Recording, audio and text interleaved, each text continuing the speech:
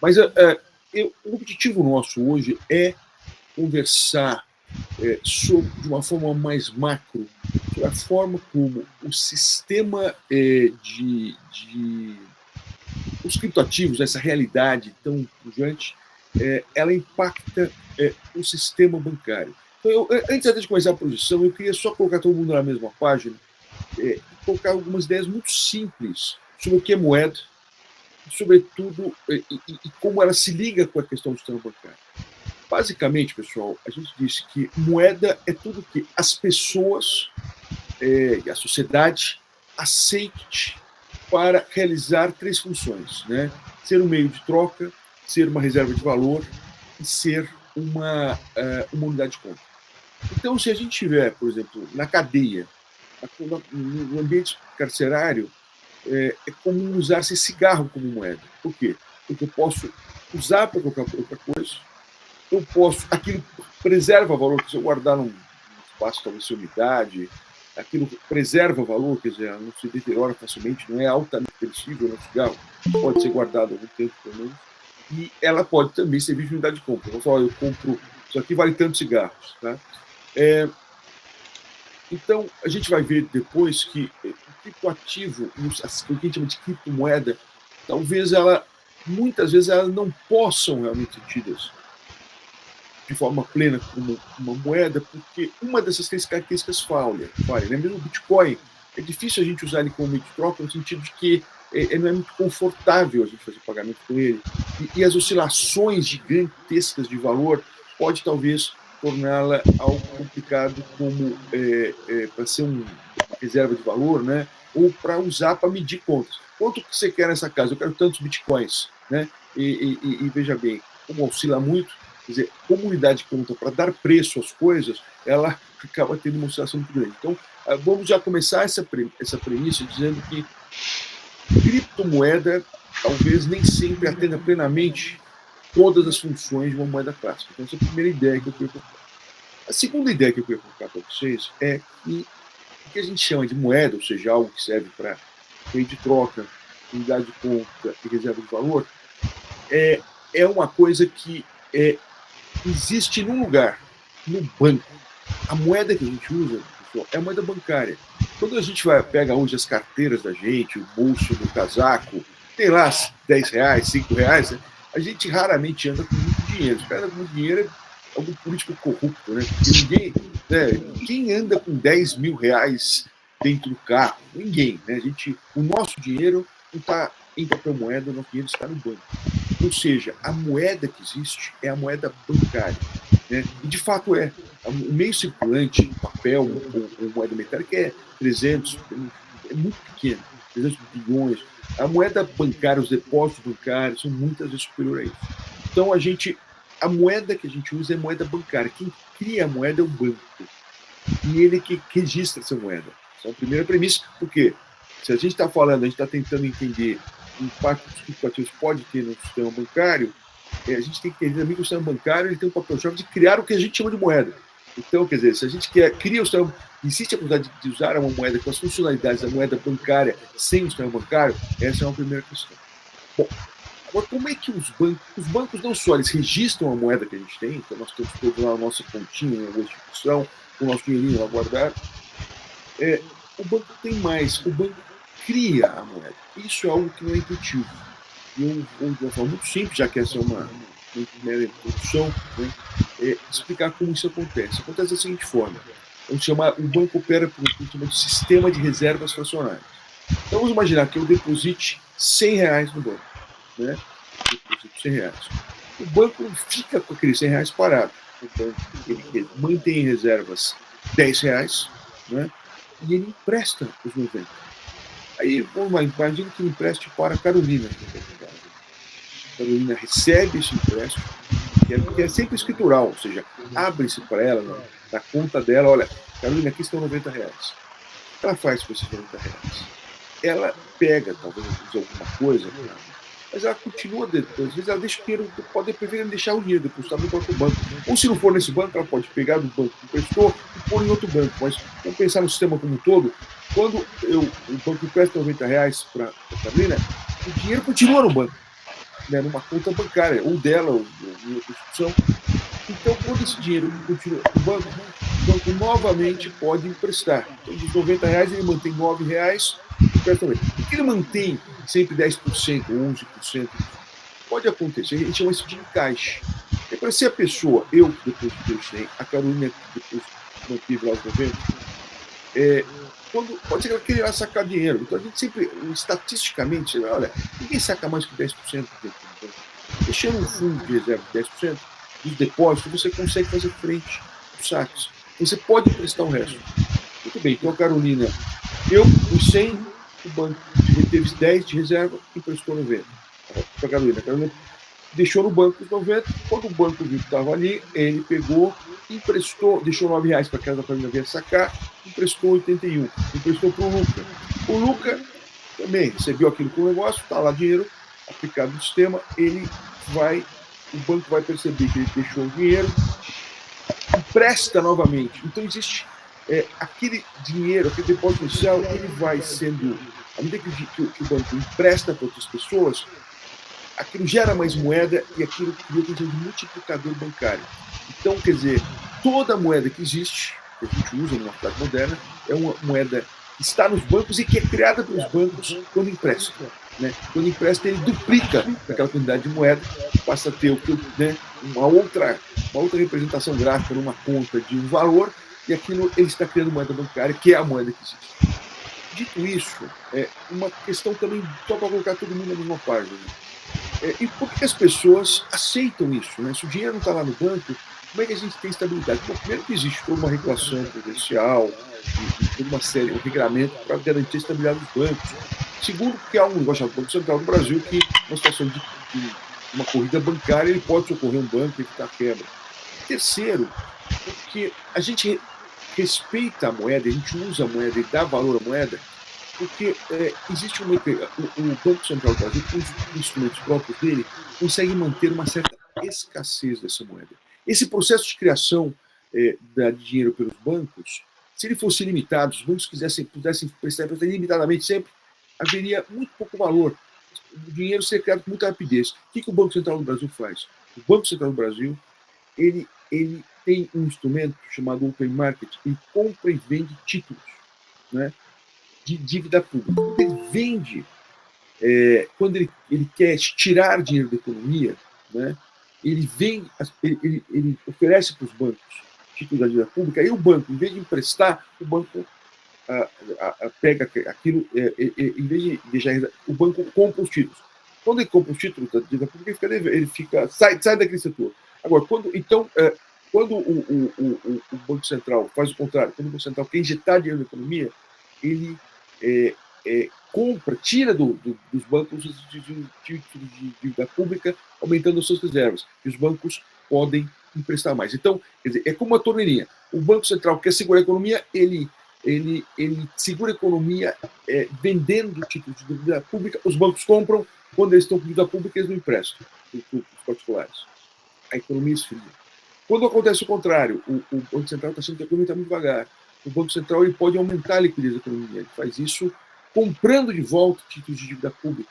E com isso os bancos recebem em reservas bancárias mais disponibilidade, e aí eles vão emprestar para os agentes econômicos e a economia toda se agita, se mobiliza. Então, vocês percebem, é como se fosse uma alavanca que o Banco Central vai controlando a atividade da economia e vai controlando a inflação. Então, a gente chama isso de execução de política monetária. Ele faz isso aumentando, comprando e vendendo títulos públicos, e ele vai fazer essa venda, ele vai ver quanto que ele quer vender, para ver se ele precisa comprar mais ou vender menos, ele mexe com a taxa Selic no Brasil e com a taxa de Treasury nos Estados Unidos. Quer dizer, ele tem uma taxa do Banco Central, uma taxa que é o que ele vai usar para manobrar isso. Eu quero vender mais, eu quero comprar mais, ele mexe nessa taxa para as pessoas comprarem ou venderem. Então a Selic aumenta a liquidez do sistema, reduz a liquidez do sistema, e assim que funciona o sistema bancário, assim que se executa a política monetária. Feito esse esclarecimento muito singelo para vocês, a gente agora vai pegar essa realidade que foi construída. Não é uma coisa que se criou do nada, isso aconteceu, esses instrumentos foram criados ao longo do século XX, principalmente, né, e no século XXI, quer dizer, é um negócio, um fenômeno relativamente novo, não é uma coisa milenar, é uma coisa relativamente nova, que tem muito a ver também com o fim do padrão ouro, né, quando as reservas bancárias passaram a ser meio que aleatórias, né? Moeda puramente fiduciária, então foi necessário criar esse sistema de escassez. Muito bem. Vamos agora entender uma coisa. Nós temos uma realidade de criptoativos, né? Isso que é gigantesco, né? Os valores de criptoativos à disposição do mercado são trilhões de dólares, né? E quantidades enormes de transações acontecem. A questão básica é a seguinte: se nós conseguirmos criar criptoativos que possam atender as funções de moeda, primeiro, né, se a gente tiver efetivamente criptomoedas, tem aquelas funções de serem instrumentos de troca, meios de troca adequados, confortáveis, né, tenham condições de ser reserva de valor, porque tem uma certa estabilidade, e, portanto, também possam ser uma boa unidade de compra, para eu dar preço para as coisas. Se eu tiver criptoativos que tenham essas características, cara, de que forma essa realidade, que as pessoas, portanto, comecem a aceitar isso como moeda, de fato, não como um mero investimento especulativo, mas como moeda, né? Em vez de guardar dinheiro no banco, eu guardo dinheiro em cripto, né? Não como investimento especulativo. Se acontecer isso, de que modo essa realidade vai impactar o sistema bancário? E vai impactar de uma forma brutal. Por quê? Porque o dinheiro não é mais um dinheiro representado por, por moeda escritural em banco.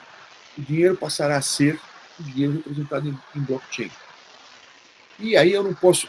Olha só, primeiro, o banco sai do circuito. Né? O banco não é mais o banco que tem moeda. A moeda estará no, no Ether, né? no blockchain, estará ao mesmo tempo em todo lugar e em nenhum lugar. Essa é a beleza do blockchain. Né? O blockchain é ao mesmo tempo tudo e nada. Está em todo lugar e ao mesmo tempo não está em lugar nenhum específico. Segundo lugar, quer dizer, o blockchain, uma moeda que esteja no blockchain, não é passível, não pode ser emprestada. Essa ideia de reservas fracionárias, de eu duplicar a moeda emprestando a moeda, ela é de difícil compreensão no blockchain, porque o blockchain, né, você vai fazendo o registro das transferências e você não tem a possibilidade de duplicar os registros. Né?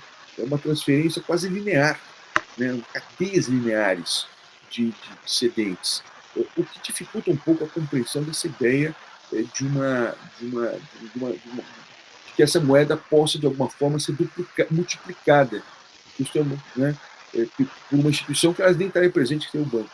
Não há uma instituição centralizadora. Em terceiro lugar, o Estado. Sempre que eu falei que esse sistema bancário ele é manobrado pelo Banco Central com a alavanca da taxa de juros para manter a escassez do dinheiro ou para diminuir ou aumentar a escassez do dinheiro e com isso gerar maior ou menor liquidez.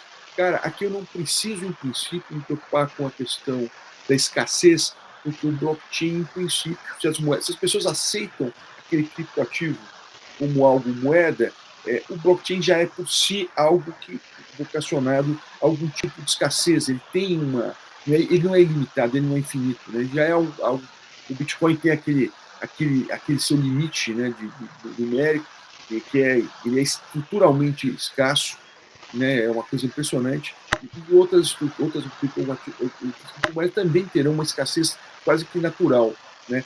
Ou derivada da necessidade do custo da mineração, né? Então, quer dizer, você tem uma escassez que é estrutural. O Banco Central não precisa ficar se preocupando em aumentar a taxa de juros e reduzir a taxa de juros para impactar ou alterar a escassez da moeda. Nós estamos falando de uma realidade, a partir da premissa, se eu tiver de fato criptoativos que as pessoas usem como moedas e desafiem a moeda escritural bancária controlada pelo Banco Central, eu tenho um enorme desafio civilizatório de criação de uma coisa que eu não sei o que é outra coisa. Então, o primeiro impacto que eu queria colocar para vocês é esse. Né?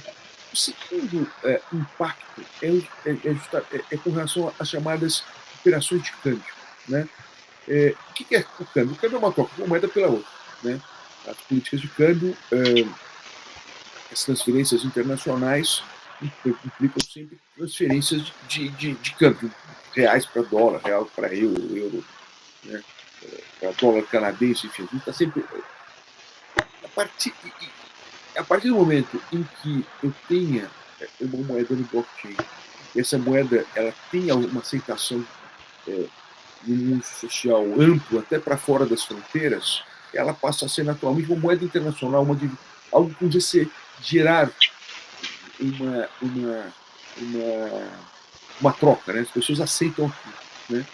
Em terceiro lugar também, mesmo que no momento anterior, em que as pessoas ainda não aceitem generalizadamente isso, o criptoativo pode ser um mecanismo de realização de câmbio. Então, em vez de eu tocar câmbio real por dólar, imagine uma situação em que eu tenha sanções do governo dos Estados Unidos e eu não seja, talvez por eu ser professor da faculdade da USP, por alguma razão, o governo dos Estados Unidos proíbe que os bancos operem com dólar.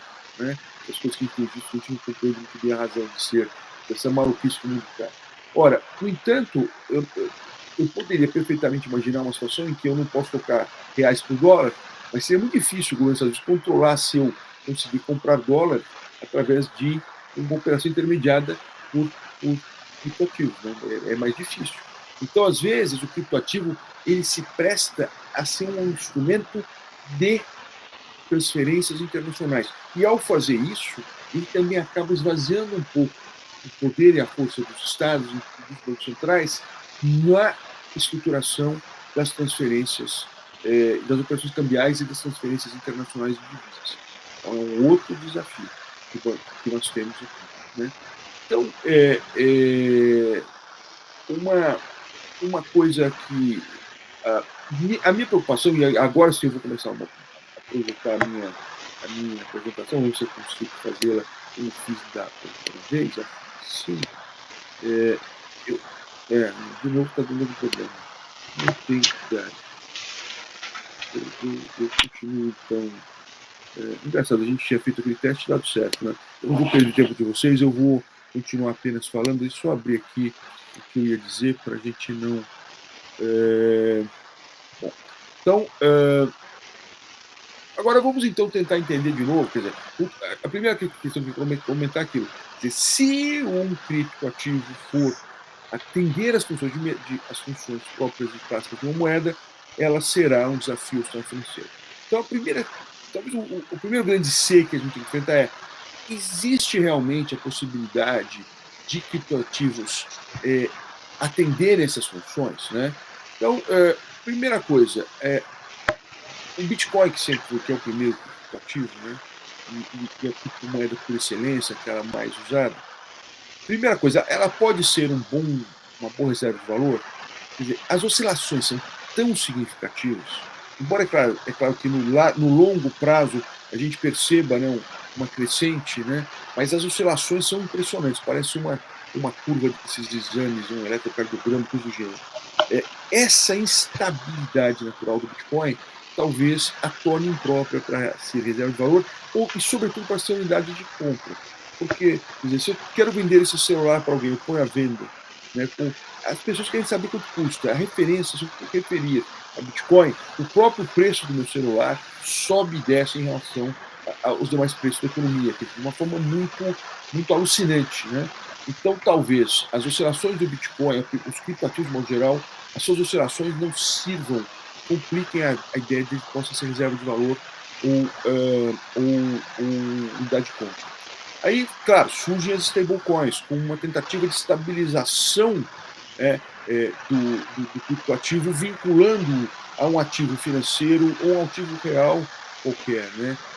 Isso, quer dizer, quando a gente pensa nas stablecoins, a stablecoin tem justamente o objetivo de tentar aproximar mais o criptoativo dessas características, dessas três funções que ele terá que exercer para ser realmente considerado pelas pessoas como algo passível de considerado de ser uma moeda.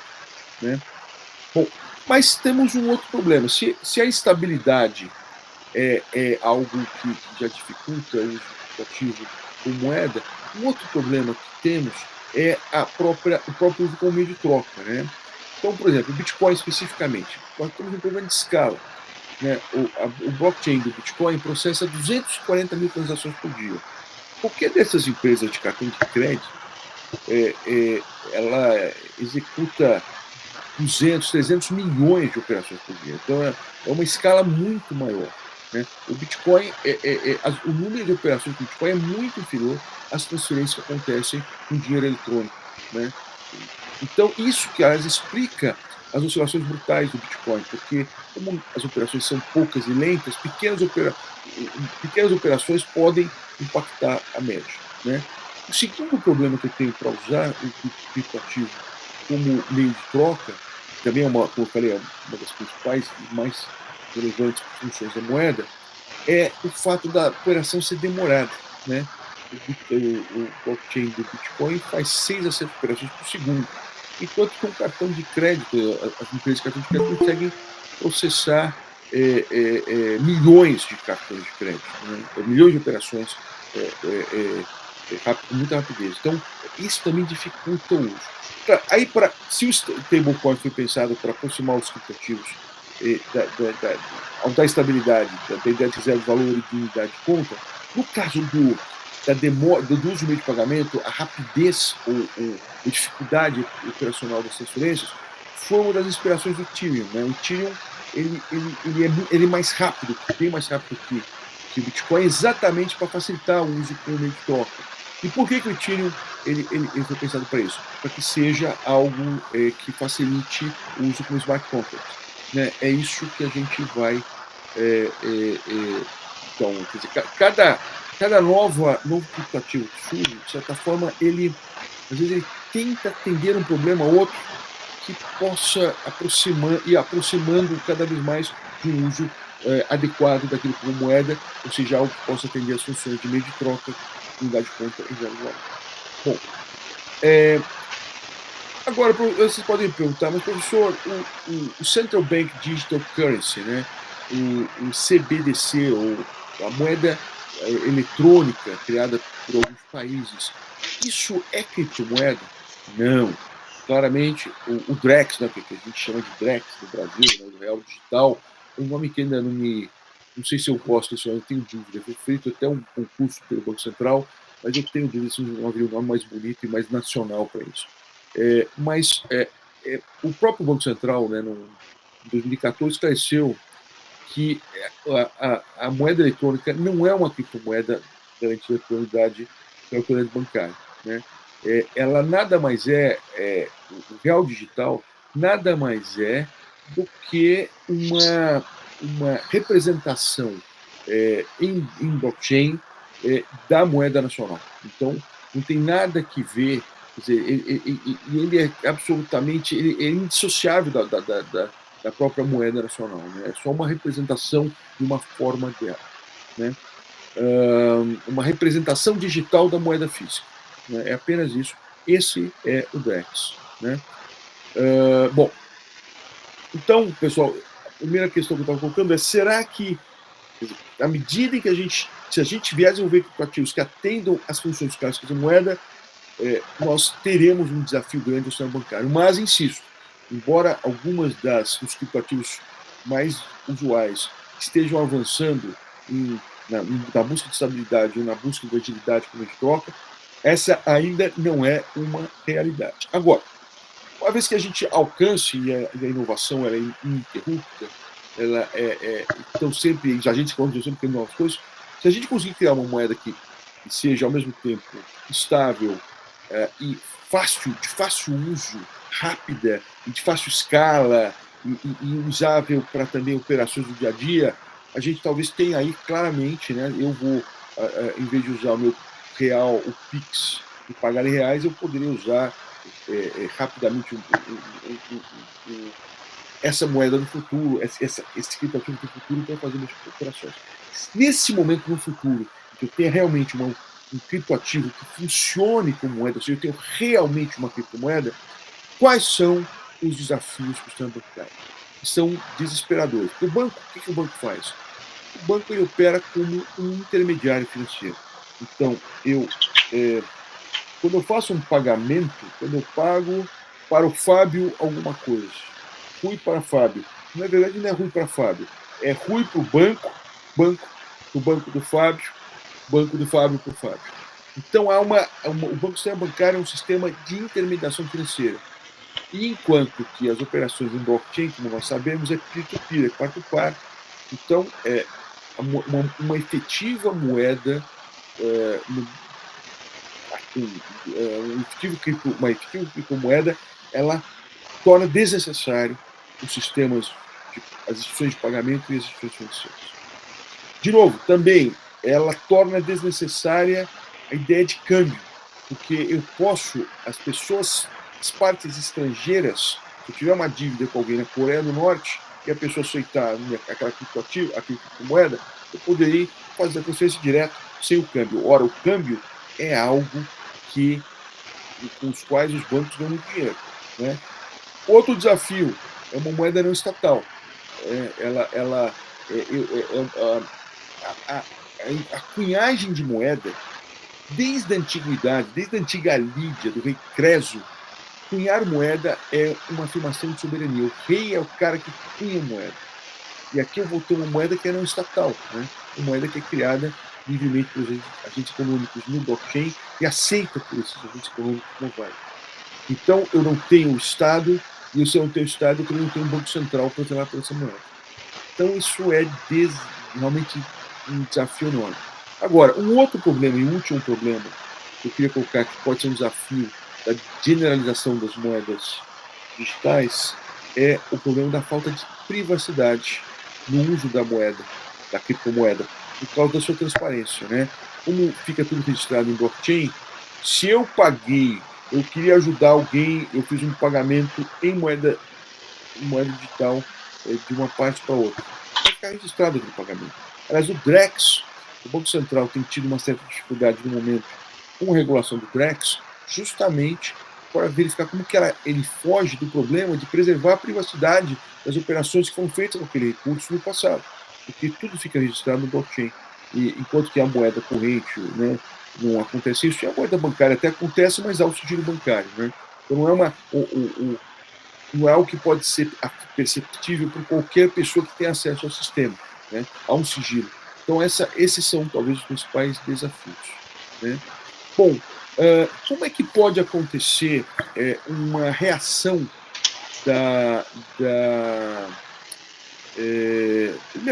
os estados, então, eles podem de alguma forma reagir, já que é tão disruptivo, uma efetiva utilização de criptoativos como moeda é tão disruptivo, o que os estados poderiam fazer para se proteger, para proteger seus interesses encastelados, os bancos?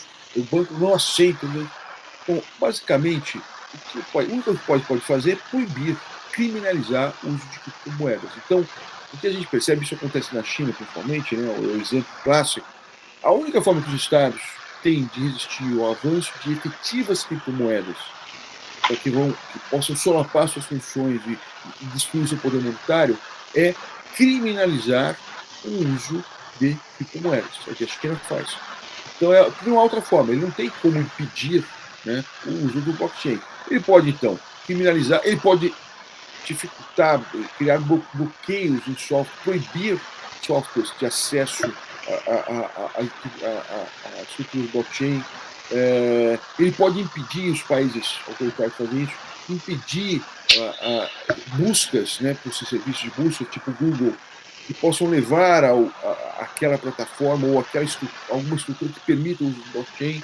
Enfim, se o Estado nada pode contra o blockchain, porque o blockchain está em todos os lugares e em nenhum lugar ao mesmo tempo, o Estado, no entanto, muito pode contra as pessoas que querem acessar o blockchain, né?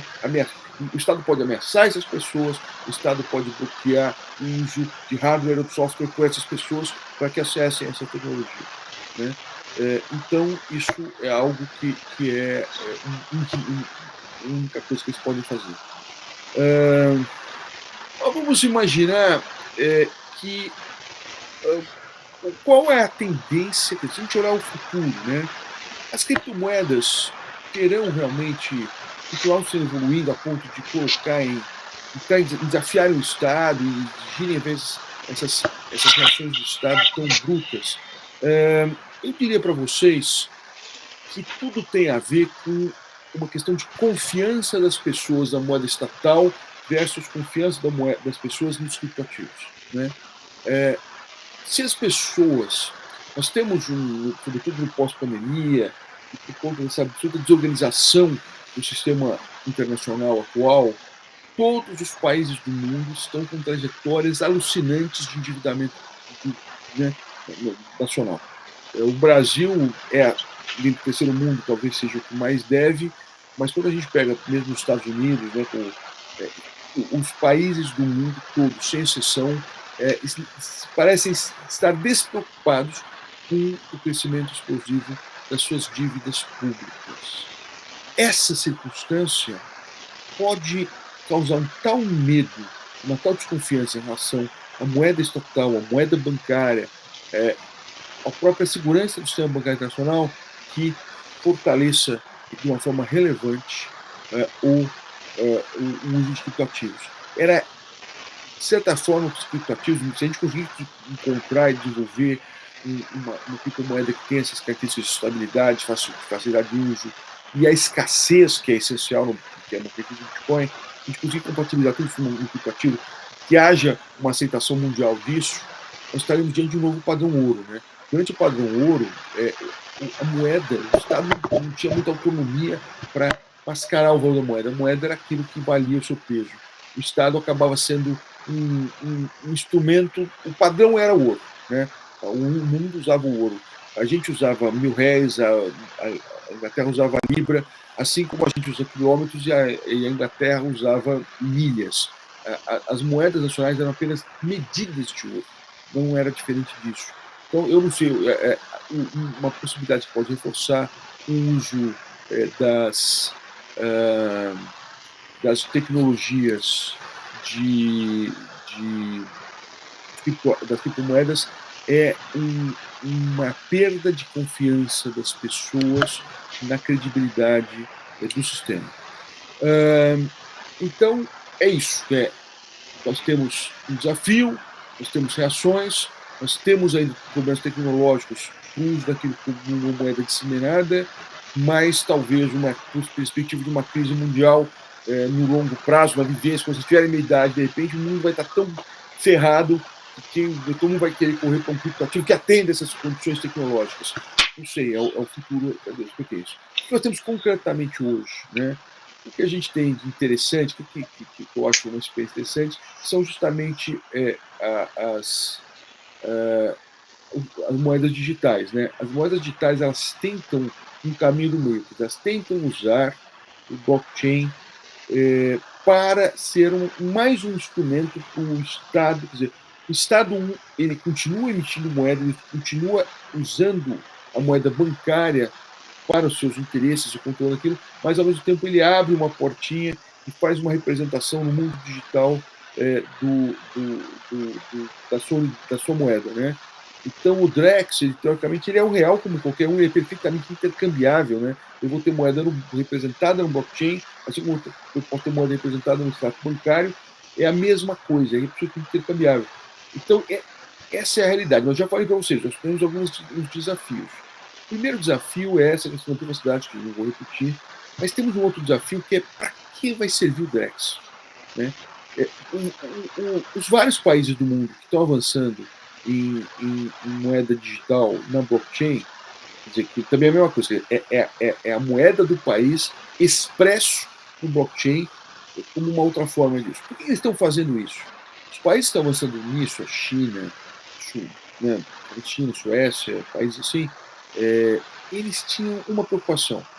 Eles tinham uma preocupação de facilitar transferências eletrônicas rapidamente. Então, a moeda digital para esses países serve para transferência eletrônica.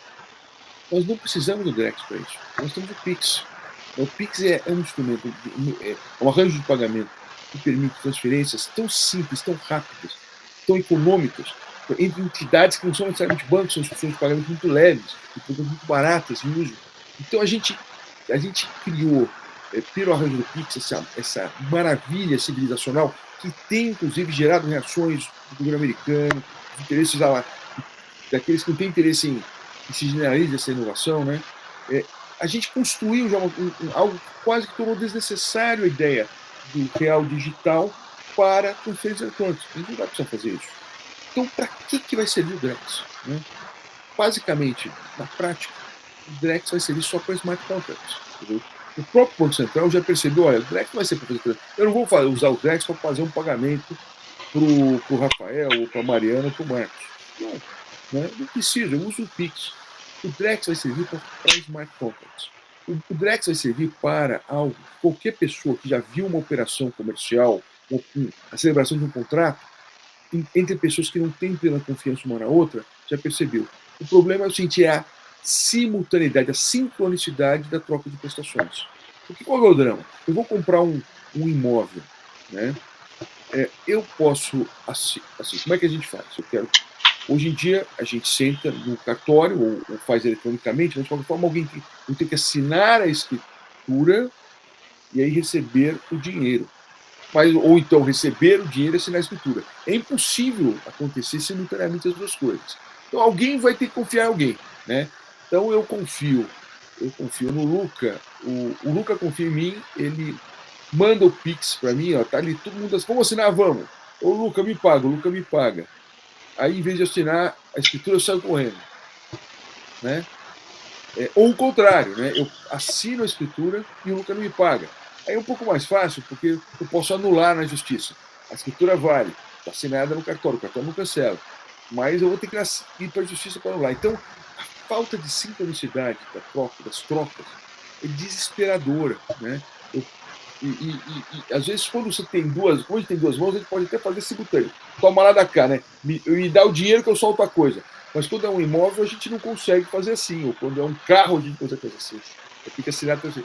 Então, pessoal, a grande sacada do real digital, da moeda digital, sobretudo do Drex, tal como está sendo pensada, vai ser o seu uso em smart contracts, no sentido de que no smart contract vai estar previsto um automatismo que é próprio do smart contract. No smart contract, a existência do contrato é igual à sua execução. A execução do contrato é automática, né? E se ele existe, ele será executado dentro daquela premissa. Então, eu vou poder programar um smart contract em que, constatada a transferência do imóvel, automaticamente um valor de Drex será transferido da minha conta para a conta do. Então, o automatismo da operação e a simultaneidade absoluta da operação é uma grande conquista de praticidade, de redução de custos de transação. Para isso servirá o real digital. Para as outras finalidades que o mundo está buscando, que pagamentos eletrônicos, isso a gente não precisa. Tá? Então, pessoal, eu queria fazer essa introdução, eu não sei se eu fui claro até aqui, mas para abrir um pouco para os debates. Né? Esses são os desafios que nós estamos enfrentando no sistema bancário, com as criptomoedas e com as DC Digital, Central Bank Digital, CBDC, com as moedas digitais do Banco Central. Tá bom? Eu queria abrir um pouco para o debate e para as conversas e para o nosso bate-papo. Perfeito, professor. A gente agradece a exposição, muito clara, como sempre. Antes de abrir para o debate, inclusive, só um recado: o João mandou abraços para o senhor aqui no grupo de ex-membros. Ele falou que está na rua, não conseguiu participar no encontro de hoje, mas mandou abraços. Eu não vi nenhuma dúvida aqui no chat, por enquanto. Não sei se o Luigi tem dúvidas. Luigi, eu posso só fazer uma dúvida rápida antes? Professor, relacionada a essa última parte da exposição do senhor, como que o senhor percebe a dificuldade de fazer contratos mais complexos no smart contract para o Drex de fato ter uma função? Porque esse exemplo da compra e venda do imóvel, tudo bem, é uma prestação de pagar de um lado e você recebe o imóvel do outro, com a escritura.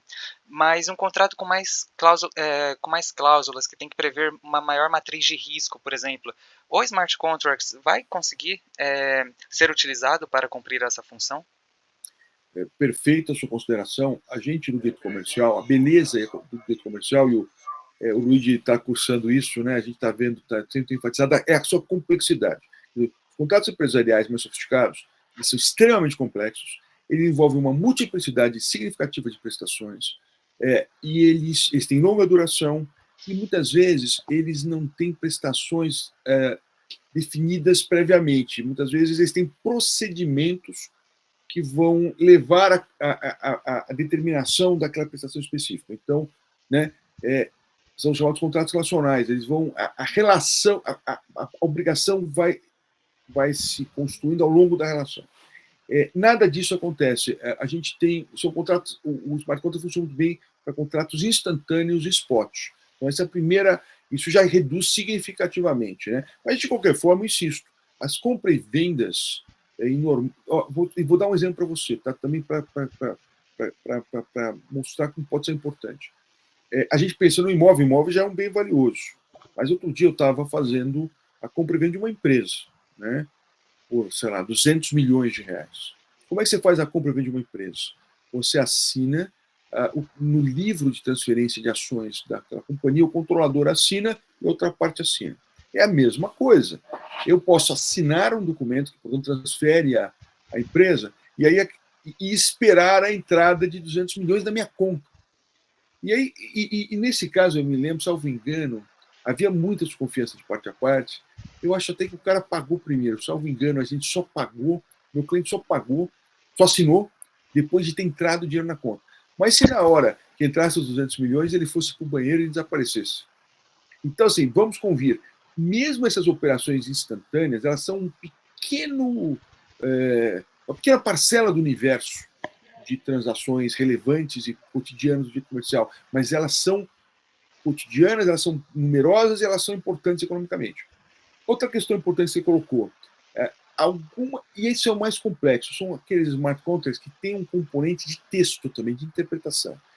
Há smart contracts que pode ter um componente de programação automatizado, mas eles podem também ter um clausulado em linguagem vernacular. E aí nós temos uma situação interessante que parte é automatizada e parte pode exigir interpretação, pode permitir até uma intervenção judicial, porque eventualmente as partes de advogado podem submeter isso ao judiciário, né? Então, assim, smart contract é um tema bacana. Mas agora, de novo, o Drex, a moeda digital do Banco Central, tal como está sendo pensada e concebida no Brasil, ela está sendo apresentada pelo Banco Central como algo que servirá para smart contracts, porque nós não precisamos dela para transferências eletrônicas. Perfeito, professor. E até só relacionando, Luigi e Antônio, só porque a dúvida é estritamente correlacionada, sobre essa questão da privacidade, que o Drex estava questionando, o Banco Central estava justamente questionando a privacidade para se utilizar blockchain para sistema de pagamento, né? Se o Drex fosse utilizado para isso. Para smart contracts, o senhor ainda vê a privacidade como um problema? Por exemplo, um contrato empresarial um pouco mais simples, mas que tem algumas cláusulas ali que as pessoas não querem que os demais saibam. Vai estar na rede blockchain. É um problema. Também a gente tem quase uma regra, uma cláusula padrão em operações comerciais, contratos empresariais, é a cláusula de sigilo, né? Então, realmente, são vários, é um outro desafio muito interessante que você está colocando, tá? Sem contar que a questão, o sigilo bancário, o sigilo das transferências bancárias, ele é fundamental por N razões, tá? A primeira delas, a privacidade da pessoa humana, né? Então, quer dizer, eu vou contar um exemplo para vocês, que foi um caso criminoso que aconteceu. Houve um grande escândalo alguns anos atrás, que era basicamente era um escândalo que envolvia a afirmação de que determinados empreiteiros participavam de determinadas orgias com políticos numa casa no Lago Sul, em Brasília, né? E acusavam um determinado político de participar disso.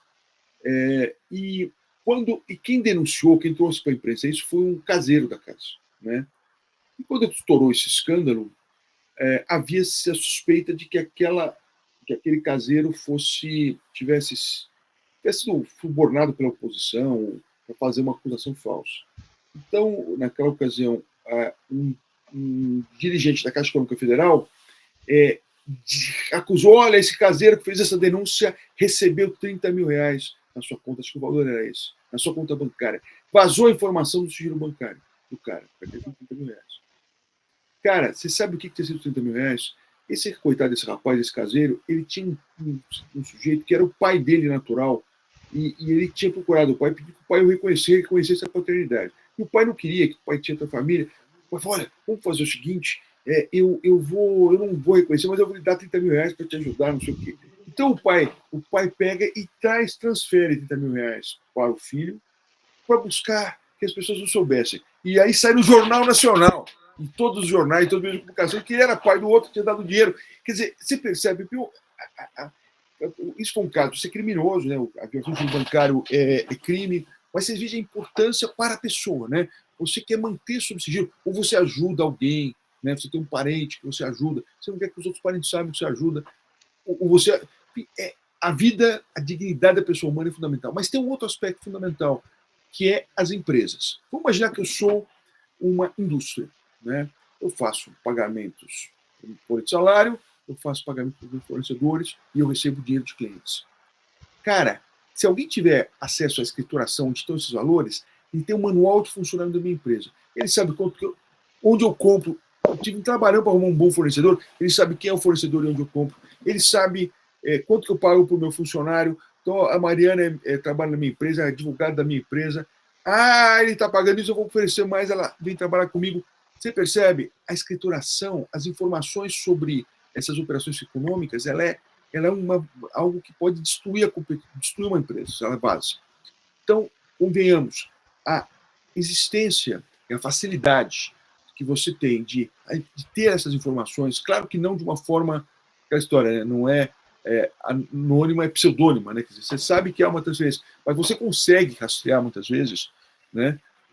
E isso pode realmente dar o raio-x da vida daquela empresa, tudo que ela faz, e permitir que você replique ou que você faça um ataque concorrencial a ela. Então, realmente é um desafio quase que intransponível para operações empresariais. Mas falei demais, é que eu me entusiasmo com esse tema do sigilo. Obrigado, professor, foi muito claro. Acho que é o Luigi agora. Luigi. Professor, tudo bem? Ótimo. Obrigado pela explicação. Eu tenho uma dúvida no seguinte sentido. As funções mais típicas de um banco central é regulação, supervisão. Mas com essa questão das CBDCs, parece que ele adquire uma nova função que é como se fosse ser um provedor de um meio de pagamento. E, se eu estiver errado, me corrija. E a minha questão é, sair um pouco dessa zona de conforto do regulador, no sentido de sair das suas funções típicas de regulação e agora hospedar um novo meio de pagamento, não pode gerar algum tipo de confusão lá na frente? Que tipo de aprendizado o regulador pode tirar dessa experiência? Você acha que uma regulação robusta e incisiva basta, ou muita coisa prática que vai ensinar mesmo com os problemas que vierem, enfim? A pergunta ficou clara, o sentido? Pelo que eu estou entendendo, quer dizer, afinal de contas, por que o Banco Central está se metendo nisso? Ele já tem suas outras atribuições, ele não está ocupando espaço da iniciativa privada, assumindo risco, seria essa a questão?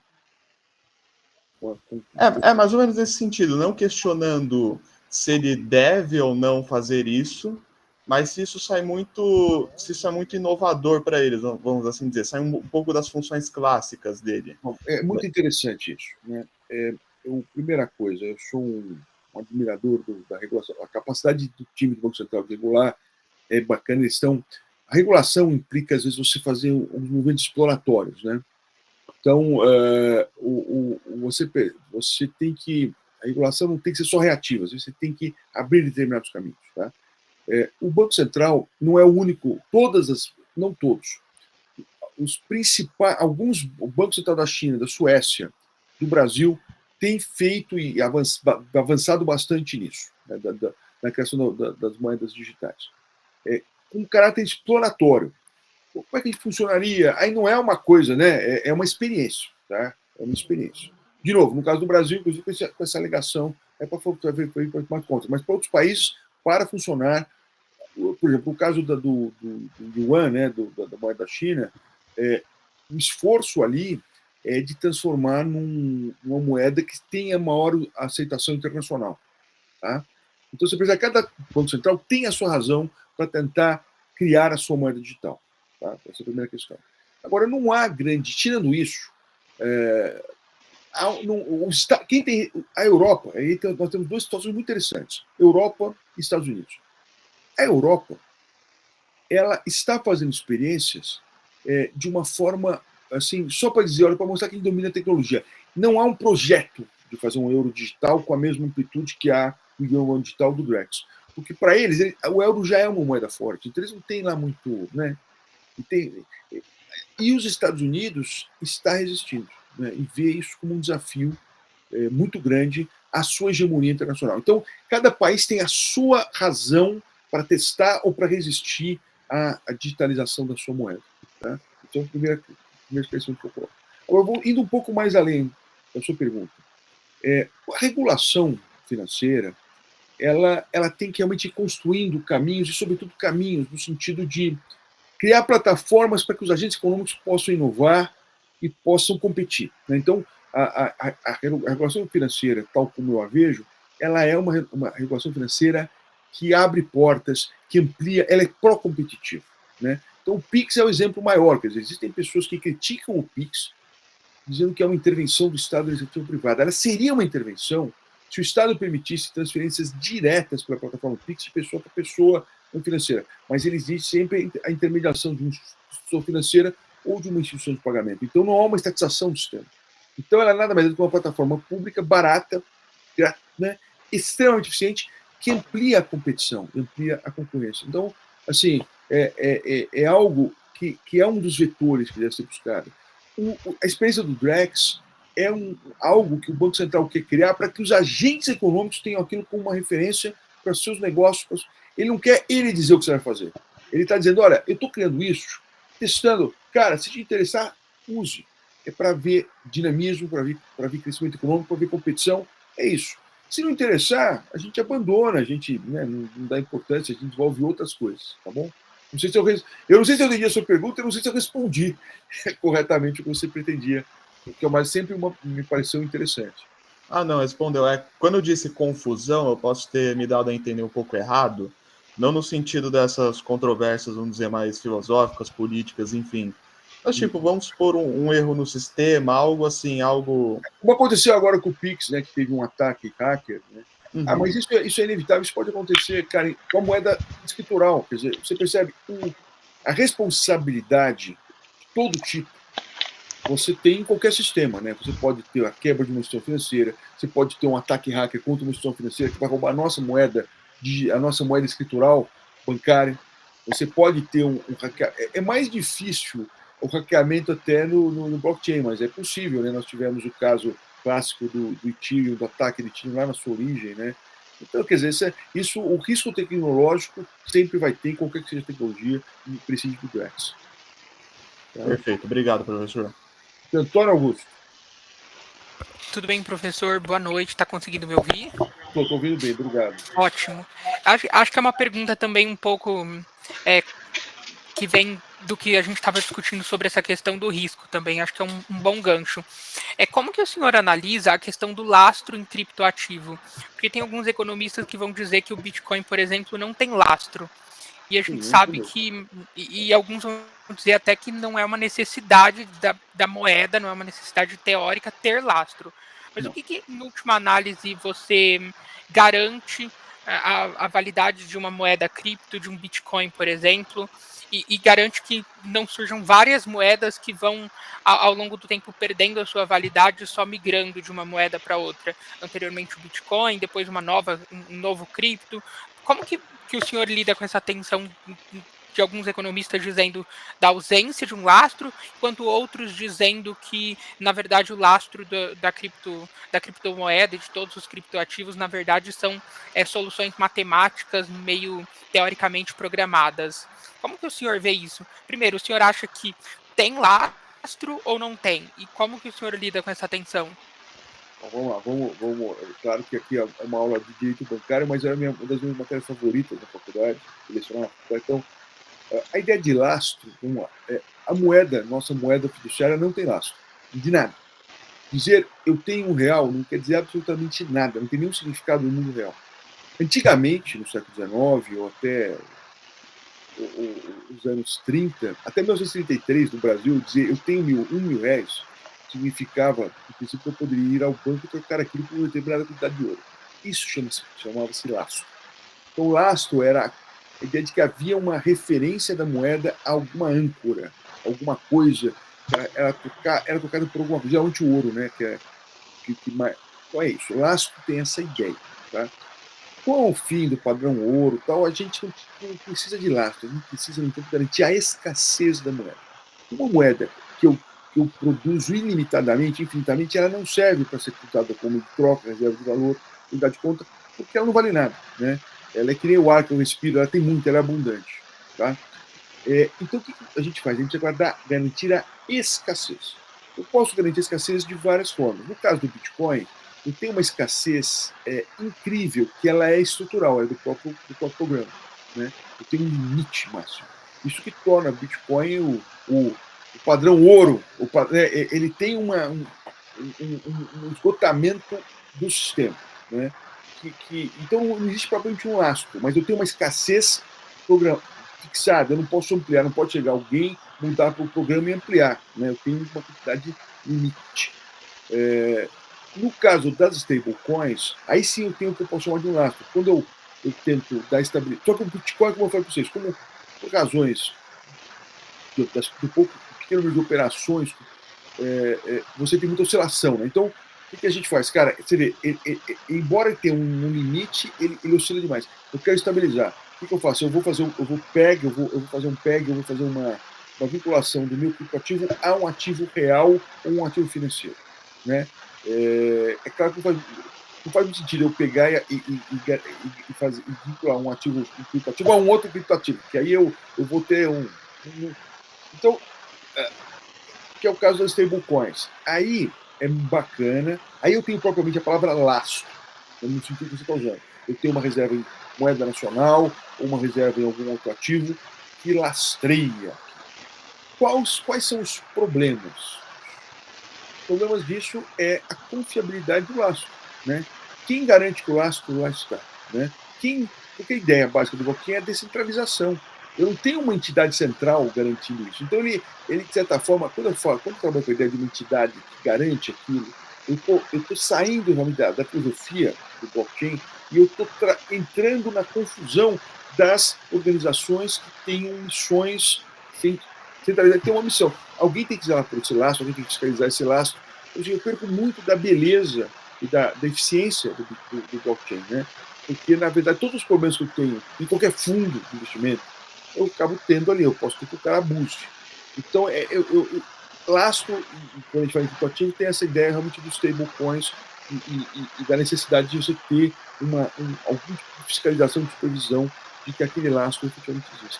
Eu não sei se eu fui claro. Agora, o grande problema do Bitcoin, de todos os criptoativos, e aí vocês vão ter, acho que uma aula, vocês vão falar disso, é o risco da computação quântica, né? Quer dizer, hoje você tem uma imutabilidade, que é a beleza do Bitcoin, é a sua imutabilidade, é como cravar, é muito mais do que cravar aquilo na pedra, né? Porque é imutável totalmente. Tá? E se você tiver realmente uma explosão, né, da computação quântica no mundo, e você consiga mudar o blockchain, aí você desapareceu. E aí, centenas, trilhões de dólares em criptoativos podem desaparecer do dia para a noite. Então, isso não é algo trivial. Né? Isso não é algo que a gente não possa considerar. Eu sou algo que não tem uma inovação, mas eu percebo que a inovação acontece em sentidos que a gente consegue antever. Né?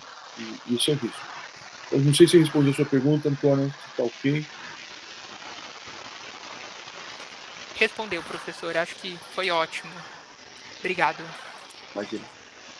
É só um registrozinho. Há uma... a própria Organização do Banco Central que criou o Drex, ou ali, eu não me recordo, mas há um texto normativo que prevê a possibilidade de você, do mercado criar stablecoins lastreadas em Drex. Tá? Então você vê que o Banco Central como ele é usado. Né? Eu não sei para que vai ser o Drex, mas se vocês quiserem fazer um stablecoin lastreado em Drex, beleza, eu não vou criar dificuldades. Mas eu só lembrei disso também. Marcos, por favor. Boa noite. Boa noite, pessoal. Boa noite, professor Rui. Professor, eu fui acometido aqui por duas dúvidas que associam contratos empresariais e as criptomoedas. A primeira delas é a seguinte: considerando que, em tese, em princípio, as transações em blockchain são irreversíveis, em quais cláusulas contratuais nós podemos pensar para evitar vício de consentimento, inadimplemento, fraude? Essa é a primeira dúvida. E a segunda dúvida, nesse mesmo sentido também, em quais cláusulas contratuais devemos pensar para prevenir corrupção, lavagem de dinheiro, visando a satisfazer os critérios do Banco Central, do COAF, da Receita Federal. Nesse sentido, assim, as cláusulas em que podemos pensar. Bom, então, eu vou te falar uma coisa, eu busquei apontar para vocês os desafios que o mundo cripto traz para o sistema bancário. Você quer que eu também enfrente o desafio que traz para a teoria clássica dos contratos e para o direito penal. Mas vamos, é fascinante. Eu adoro esses temas. Vamos lá. A questão o que é o smart contract? O smart contract é um negócio jurídico? A primeira questão é essa. É um negócio jurídico ou é um ato jurídico no sentido estrito, automático? Né? E faz sentido eu conversar e eu discutir a validade do smart contract? Cara, eu posso dizer que ele não vale nada, ele vai ser executado. Você percebe? Então, não tem juiz no mundo. Não tem juiz no mundo. Meu querido colega, o professor Alexandre de Moraes, pode mandar prender alguém lá que não vai acontecer. Vai ser executado no campo da programação. Então, essa imutabilidade é que torna muito difícil aplicar as formas pelo qual o juiz reconhece a existência, a validade e eficácia do negócio jurídico, não faz muito sentido quando eu trabalho com smart contract. Eu até ousaria dizer, eu já falei isso a um aluno meu, o Luca Giuliani, foi um aluno que fez um TCC comigo há alguns anos, sobre essa ideia. Eu falei, vamos aplicar aquele negócio dos 3 planos ao smart contract. E a minha hipótese de trabalho que ele desenvolveu é a ideia de que não faz sentido eu falar na verdade, os 3 planos são só. A existência é necessariamente a eficácia, porque se existe, vai acontecer, vai funcionar, vai ter efeito. E a validade é uma especulação que não tem nenhuma. O juiz decreta nulo tanto faz como tanto fez. Então, como é que o juiz pode fazer? O juiz ele tem mecanismos, mais ou menos, são indiretos de coação. Né? Hoje em dia, o direito processual permite você caçar o passaporte do cara, você aplicar sanções de cancelar o cartão de crédito. Você tem sanções indiretas para compelir o agente a devolver. Então, quer dizer, o juiz não aceitou o smart contract, não tem como devolva. Cara, ele não tem como mandar devolver. Ele pode pressionar a pessoa que é titular desse ativo para que, pela própria forma da programação e com um novo ato livre, ele devolva. Mas é sempre uma coação indireta. Isso é fascinante, é difícil às vezes o juiz, né? O juiz mandar eu oficie imediatamente o blockchain. Oficie para quem? Tem para oficiar, é engraçado, né? Como eu falei, está em todos os lugares e não está em nenhum lugar. O juiz olhar para trás está no computador dele. O senhor está aí o blockchain, está em todo lugar. O senhor não tem para oficiar. O juiz deve se sentir muito frustrado, deve ser uma impotência gigantesca, né? Você não poder fazer isso. Mas é a vida. Sobre a questão da lavagem de dinheiro, esse tema realmente não é um tema com o qual eu tenho muita familiaridade, não é a minha especialidade. Teremos aí, na programação do semestre, uma professora, uma estudiosa desse tema, já sondada, e fantástico isso. Mas eu digo para você que para nós brasileiros, que estamos sobre a coação do crime organizado, o crescimento crescente, o crescimento assim, exponencial, né, desses. Eu acho perigoso isso, quer dizer, realmente está aqui a grande válvula para o crescimento, para a facilitação das gangues. Né? Nos Estados Unidos, e aí eu não me recordo, o Bitcoin, eles conseguem rastrear, tem muita questão, é complexo, é difícil, né? Mas você consegue identificar, rastrear. É muito caro, é muito complexo. E ainda assim, nada impede que surjam, tem surgido sempre, ativos novos irrastreáveis. Então é uma coisa eterna. Né? Mas também, sabe, posso fazer um comentário com você? Talvez a inteligência artificial facilite esses mecanismos de rastreamento. Só que ao mesmo tempo, você vê, aqui nós estamos falando de a privacidade. Quer dizer, quanto mais fácil for rastrear, mais fácil e mais devassadas ficam as operações, o que compromete aquela outra questão da pergunta do Fábio, eu acho, que é a questão da privacidade. Então, quer dizer, é que como eu um cobertor curto, aí eu quero proteger a privacidade. Eu puxo o cobertor. Não, agora eu quero saber se está tendo treta. Eu puxo para o outro lado e está sempre alguma parte exposta.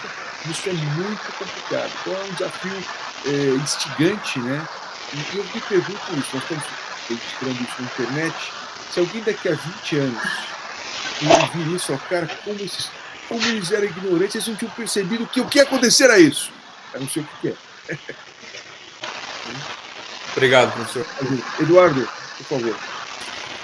Opa, boa noite, professor. Você consegue me ouvir bem? Muito bem. Eu tenho uma dúvida mais relacionada a crédito, né? Considerando que os bancos são historicamente os maiores agentes de crédito da economia, um criptoativo amplamente aceito e que cumpra plenamente as funções de moeda que você trouxe, ele poderia colocar em risco a oferta de crédito como a gente conhece por conta da questão do funding bancário? Total. Sem intermediação financeira, eu não tenho crédito. Porque eu vou voltar, nós vamos voltar ao Brasil da colônia, ao Brasil do Império. Como que era o Brasil da colônia, o Brasil do Império? Padrão ouro, né, do Império, padrão ouro, mas padrão ouro com pouco moeda, né, com pouco ouro de colônia. Então, sabe o que acontecia? As pessoas, o dinheiro não circulava. Se eu quisesse comprar alguma coisa sua, a gente registrava numa conta corrente que você me devia. Mas não tinha dinheiro para pagar, não existia moeda corrente. Então, era uma economia em que havia muita restrição. Quer dizer, se você não tem crédito, você não tem giro.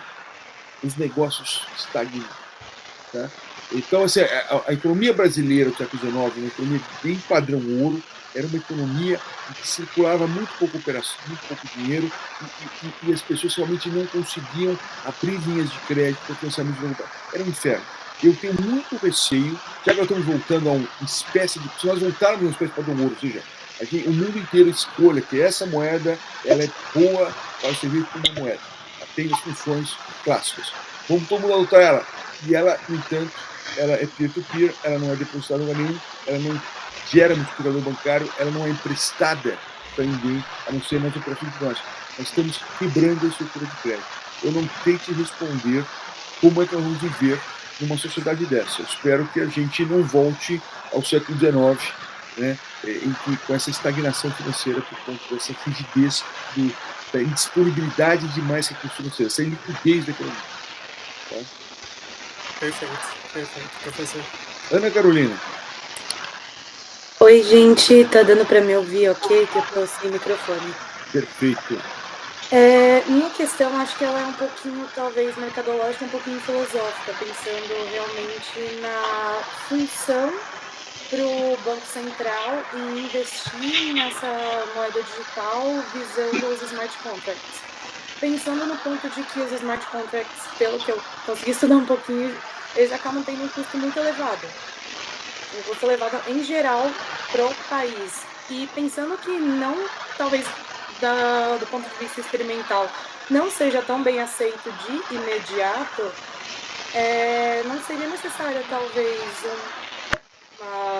meio que uma ponderação do quão produtivo seria para o Brasil fazer um investimento que ainda não tão arriscado e que vai mexer muito em cofres públicos, etc., e que pode talvez criar um rombo um pouquinho grande caso não seja bem aceito, tanto por instituições financeiras quanto acho que pela população em geral, mas pensando mais nos contratos, empresas, né, privadas, nesse ponto. Vamos lá, primeira coisa, eu não sei te dizer quanto custa o projeto, qual o orçamento do projeto Drex, mas não parece ser tão relevante. O Pix é impressionante, né? O Pix custou 5 milhões de dólares. É o melhor custo-benefício da história da humanidade, eu acho, né? Tem destaque por isso. Então, eu não sei te dizer se realmente é tão caro. Agora, por que razões o Brasil e o Banco Central do Brasil devem investir no Drex? Essa pergunta é muito pertinente. Nós não temos outras prioridades no país? Eu diria para você que um desafio da autoridade monetária, como guardião da moeda, é também fazer com que a moeda seja aceita internacionalmente. Né? É uma delícia você ter um dinheiro que aceita internacionalmente, porque você vê que ele vem de verdade. Eu tive um pouco esse gostinho uma vez, há alguns anos, eu fui num congresso em Mendoza, na Argentina, um daqueles momentos horrorosos da Argentina, que tem seus altos e baixos, agora está um momento um pouquinho mais estável, mas um país maravilhoso, mas que tem muita instabilidade, lembra muito o Brasil nos anos 80. Eu me lembro de um amigo que estava comigo nesse congresso, ele não tinha levado nem dólares, ele tinha levado reais. E eu comecei com reais, eu pago todo mundo em real e todo mundo aceita. Olha que loucura. Uma moeda, né? Todo mundo aceita. E era uma delícia. Se eu andava com ele, realmente, o cara pagava um táxi em reais, o cara pagava na Argentina, né? Eu falei, nossa, imagina que legal se a gente fosse um país e a gente precisasse fazer câmbio, a gente pegava os nossos reais, levava lá e tocava no banco, na hora, lá no outro país, e o cara não ficava olhando estranho, isso ia ser algo importante do país, ia ser algo que enriqueceria a população como um todo. Então, ter um real aceito internacionalmente é bom. O Drex, embora uma das funções mas uma das funções do Drex é tentar também aumentar o uso internacional do real, né, como algo que possa ser importante para todos nós que ganhamos em reais. A mãe de família que ganha um salário mínimo em real, é bom que a moeda dela valha, seja respeitada, né? Então eu diria para você que essa é a questão. Agora, você que me coloca, você fala de custo, e aí aquela questão que a gente não pode deixar de considerar, é a questão de custo em termos de ecológico, em termos de sustentabilidade. Esse eu acho que você tem toda a razão. Quer dizer, quando a gente fala de cripto, a gente acha legal, a gente acha interessante, o mundo. Porque é impressionante a adesão do mundo, né, ao blockchain. Mas realmente a pegada de carbono é bizarra. Assim como a inteligência artificial, né? É outra coisa que é fascinante para muitos, eu também acho bastante interessante, mas o que realmente é chocante é saber que você às vezes vai com esses tipos de brincadeira, né, com o ChatGPT, com outras, você vai precisar de um consumo de energia equivalente de vários milhões de cidades, de milhões de residências, né? Então, assim, quando você fala de custo, eu concordo com você que a gente tem que ser criterioso e tem que ter. Agora, talvez o Banco Central deva continuar com essa sua política de fazer com que o real seja uma moeda respeitada internacionalmente. Respondi a sua pergunta? Sim, muito obrigada, foi bem esclarecedor. Obrigado. Mais alguma coisa? Temos uma dúvida no chat, professor, a última, pode ser? Claro, evidente. A Beatriz aqui pergunta: professor, muito obrigado pela exposição. Fiquei pensando em uma coisa em relação à resposta sobre o lastro, sobre a pergunta do Antônio, acredito. Considerando que as pessoas normalmente valorizam a confiabilidade de uma moeda, por que tanta gente ainda investe nas tais das meme coins, que não tem lastro nem segurança? É só pela especulação ou tem outros fatores envolvidos? Olha, a psicologia humana é difícil, né, Beatriz? Por que as pessoas gastam, a maior parte das pessoas gastam em bet, né? Por quê? As pessoas são racionais. Quer dizer, é inacreditável isso, né? As compulsões, não há lógica nenhuma, não há explicação nenhuma, não há escassez, né? A meme coin, o que a gente imagina é que as pessoas vão gostar daquilo que vai valorizar. Mas teve, enfim, eu realmente não sei explicar a lógica que leva a pessoa a investir em meme coin. Né? Eu vejo, por exemplo,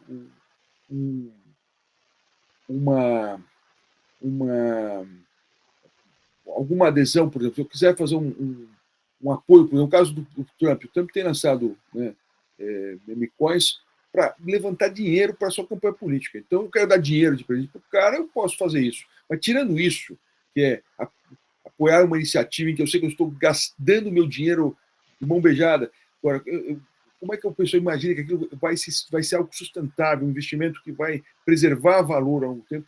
É incompreensível. Tá? Então, eu não sei se eu respondi a pergunta, mas é um tema curioso. Mas fica aí o registro de que, evidentemente, isso não é... Investir em Bitcoin, investir em cripto sério, né? É algo que eu faço, acho que vocês todos devem fazer, se vocês estão estudando isso, a gente já tem tido a curiosidade de investir um pouco. É legal, é um investimento sério. Agora, investir nessas porcariadas aí, eu estou passando, né? Vamos ver se alguém ficar rico depois e falar, nossa, como o professor é bobo, olha, não perdeu a grande chance de comprar o meme coin do Trump, ou de quem quer que seja, e poder estar rico hoje. Perfeito, professor. Só queria fazer um adendo. O Luiz, cofundador do grupo, está aqui nos acompanhando. Esqueci de comentar mais cedo. Luiz Felipe, se quiser dar um oi aí. Prazer em falar com você, Luiz. Oi, pessoal, tudo bem? Claro que acompanhar aqui a aula inicial, ainda mais com o professor Rui, uma aula de verdade, Nossa, professor, eu até senti falta aí da faculdade com a sua aula, porque realmente, sim, ainda mais, e realmente, sim, o nível das perguntas também do resto do pessoal, magníficas, pessoal, ótimo debate. Luiz, eu falei de você essa semana, eu fui num evento, porque estava aquele cara, foi seu chefe, e chefe do João, como é que chama mesmo? Vicente? O Vicente, agora está no Conselho de Recursos Humanos brasileiro. É um grande sujeito, falou muito bem de você. Então fica aqui o registro, viu, público. Né? Eu adoro contar fofocas positivas. Estava falando bem de você, viu? Obrigado, professor. Falei de você semana passada, viu? Parabéns. Vicente é um querido, aí foi meu primeiro chefe, me ensinou demais sobre regulação financeira. Esse é um cara que fica a ideia de a gente chamar ele no próximo temporada, porque ele, inclusive, é um dos grandes pensadores do Brasil de direito bancário e com certeza saberia enfrentar o tema que vocês me deram com maior capacidade do que eu. Viu? Fica aqui já o desafio, vamos chamar ele para ver se ele dá respostas diferentes das minhas, provavelmente dará alguma questão mais inteligente que a minha. Bom, e ele já veio aqui também no nosso primeiro semestre, assim, eu acho que ele super aceitaria. Assim, vamos que vamos. Eu acho que ele é ótimo, olha, ele é um dos grandes caras, Vicente é um dos grandes caras da área de direito financeiro, do direito monetário, direito financeiro, direito bancário, e ser um desafio. Eu tenho certeza que vai ser ele. Fica aí o registro, tá bom? Perfeito, professor. A gente já anotou aqui para no próximo semestre convidá-lo. Vai ser uma honra tê-lo aqui conosco. E acho que é isso, né, professor? Podemos encerrar por hoje. Foi bem produtivo o encontro. Pessoal, eu estou sempre à disposição de vocês.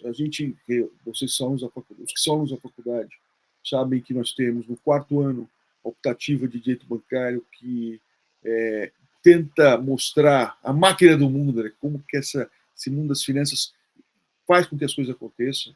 Fica aqui o convite para vocês tentarem essa matéria. Direito da inovação é uma matéria que eu também leciono, em que a gente discute o universo cripto, mas também outras coisas. Enfim, é algo que eu fico muito feliz de estar podendo participar e continuar ao lado de vocês aqui no CryptoJus, com a expectativa de que a gente vai perenizando o grupo, outras pessoas entrem e, sobretudo, que a gente crie um acervo de material rico para uso pela sociedade. Boa noite e aproveitem aí o fim de semana. Boa noite, professor. Obrigado. Tchau, tchau. Tchau, tchau, pessoal. Até logo.